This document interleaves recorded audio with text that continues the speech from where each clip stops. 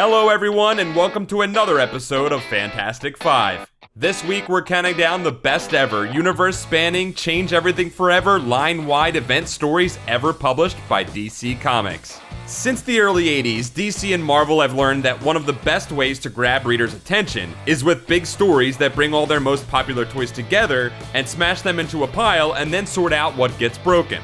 More often than not, these stories have some pretty regrettable results, like tiny footsteps on Sue Dibney's brain or demons eating Mary Marvel's poop.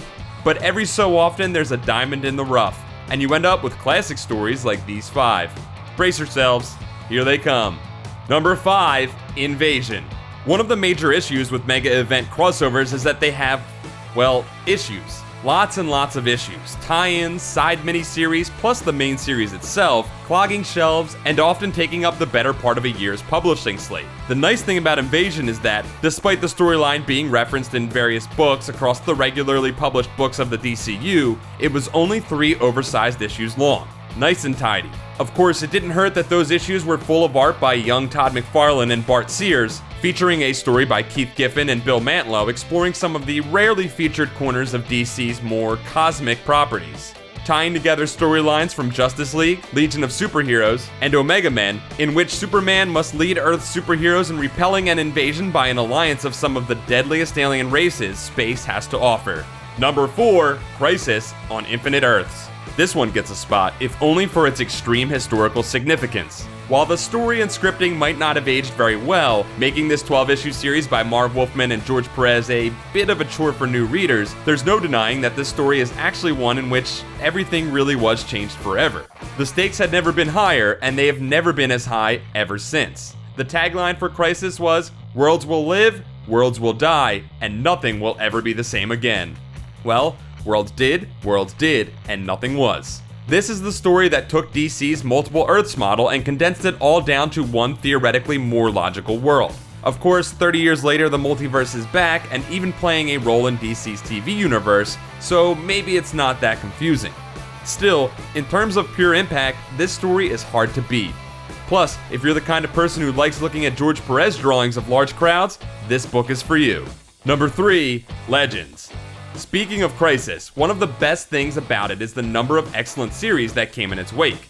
Man of Steel, Batman Year One, Wonder Woman Gods and Mortals, and Justice League International, just to name a few. And one of these great series is Legends, the first major event following Crisis on Infinite Earths. This 6-issue miniseries by John Ostrander, Len Wein, and John Byrne features Darkseid making a bet with the Phantom Stranger that he can turn the people of Earth against its superhero population.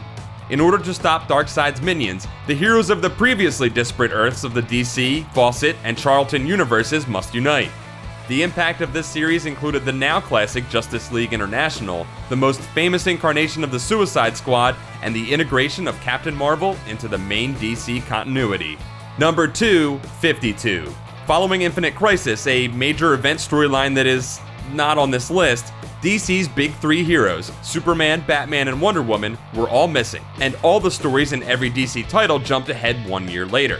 52 was a weekly series meant to fill in the blanks between Infinite Crisis and 1 year later. Instead, the story by 4 of DC's main writers at the time, Jeff Johns, Grant Morrison, Greg Rucka, and Mark Waid, with art by Keith Giffen and a host of others, focused on the lives of lesser-known heroes such as Booster Gold, Black Adam, Elongated Man, and Steel. And every bit of it was great.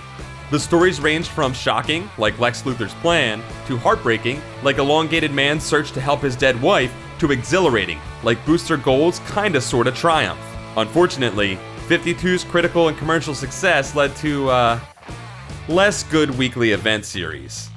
Number 1, DC 1 Million. Writer Grant Morrison could have easily dominated this list, with events such as Final Crisis, Seven Soldiers, and Multiversity. However, in order to show some love to other creators, we'll combine all of those with perhaps his greatest achievement in event making, coordinating the massive effort that was DC 1 Million.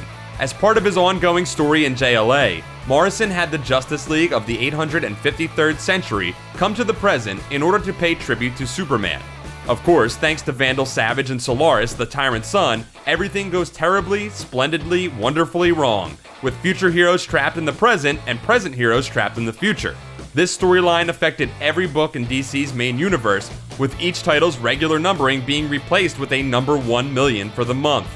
While most of the books were written and drawn by their regular creative team, Morrison wrote the overarching plot for all of the stories, which features some real and sometimes surprising gems, such as the Starman of the future confronting the very first hero of that name, or the guy who turns his ass into a hand grenade.